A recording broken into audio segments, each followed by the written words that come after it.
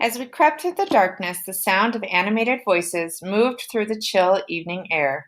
It soon became clear that there were several men on board the dragon-headed longship.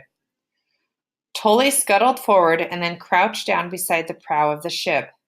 I followed, keeping close to him. In the darkness, the torchlight from the ship cast a shadowy glow across the carved dragon head. It was hard not to imagine that this ferocious beast was real. And as lamplight flickered across its face, I couldn't help thinking that it was actually staring at us. I had often heard stories of how the sight of a fleet of Viking longships, with their square sails and prows carved into serpents or dragons, sent shivers down the spines of people in other lands. "They're Viking warriors," whispered Tully. "It sounds like they are getting ready to go on a raid." We continued to listen to the men talking, and it soon became clear that one voice in particular stood out from the rest. "Let's peek over the edge," pleaded Tully. "No, it's too dangerous," I replied instinctively. "We're not supposed to be here." "Come on, Bjorn," urged Tully. "I think Lord Toki is on board the ship." King Sven was the ruler of our kingdom. His cousin, Lord Toki, was his closest friend. Lord Toki was known to be a fierce warrior who had led many successful raids in our lands across the ocean. The people of my kingdom respected him as an honorable and loyal lord, but these were not good times for us. The king of a neighboring land, King Harald, had decided that King Sven was now his most hated enemy, and there had already been several armed confrontations between our two kingdoms. The constant fighting was the reason Tully and I were being encouraged to leave our homeland for good. "Come on, Bjorn, let's see what's happening," Tully said. "Okay, but just for a few seconds," I said reluctantly. We carefully peered over the edge of the ship. Fortunately, our heads were barely visible. Right away, I noticed the ship was full of Vikings and weapons. My heart raced, and I whispered to Tully, "They're going to see us. Let's go." I stepped away from the ship, but Tully continued to take in the scene. I began counting, and when I reached 10, I pulled Tully away from the edge, despite his wiggling in protest. We both crouched down again in the darkness, trying hard not to breathe too loudly. Then, without warning, Tully grabbed my shoulder and pulled me farther along the wharf. He stepped quickly yet softly into an empty rowboat, bobbing up and down in the water about 20 feet away from the warship, and then he pulled me in after him.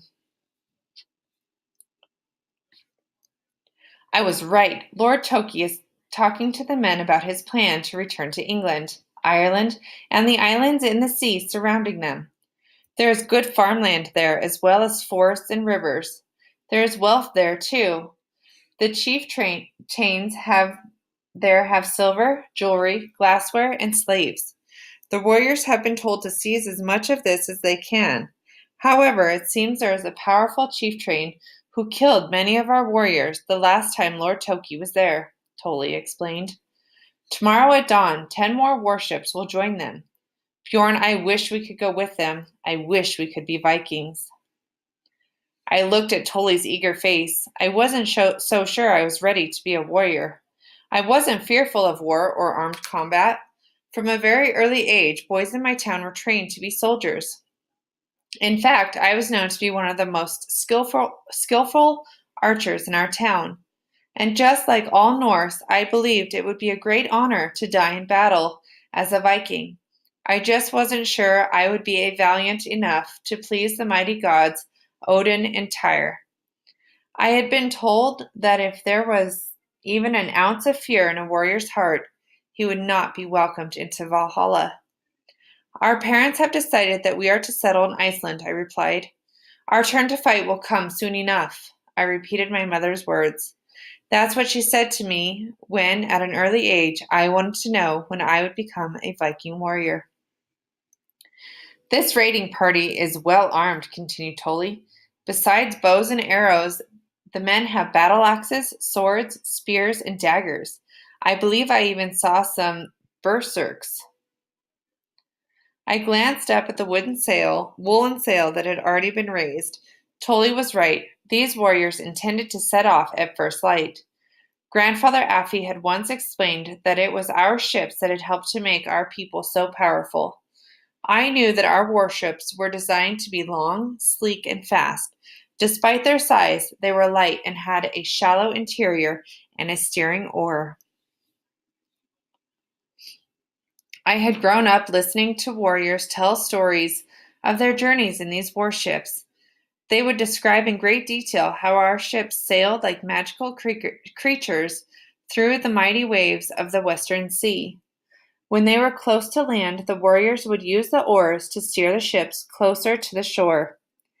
Our biggest warships needed 40 oars to steer them. The ability to switch from sailing to rowing allowed the men to maneuver their ships onto flat beaches or into narrow waterways. Once there, the men would jump out of the ships and strike fear into the hearts and minds of all who encountered them. These lightning-fast raids on undefended towns and monasteries yielded great wealth for us. Suddenly, the silence of the night was broken by the raucous sound of the men on the longship slotting their wooden shields into their shield rack that ran along the side of the ship. It appeared that the men had finished talking and now intended to sleep on the ship in preparation for their early departure. Tolly, we should go, I said urgently. Okay, said Tolly reluctantly. I would do anything to be going with them, though, he said sadly. You are coming to Iceland with me. Now let's get going before Grandfather Affy comes looking for us, I said firmly. And with that, we stepped out of the rowboat and onto the wharf. Crouching down in the darkness, I said, on the count of 3. Then we ran like the wind back to our home.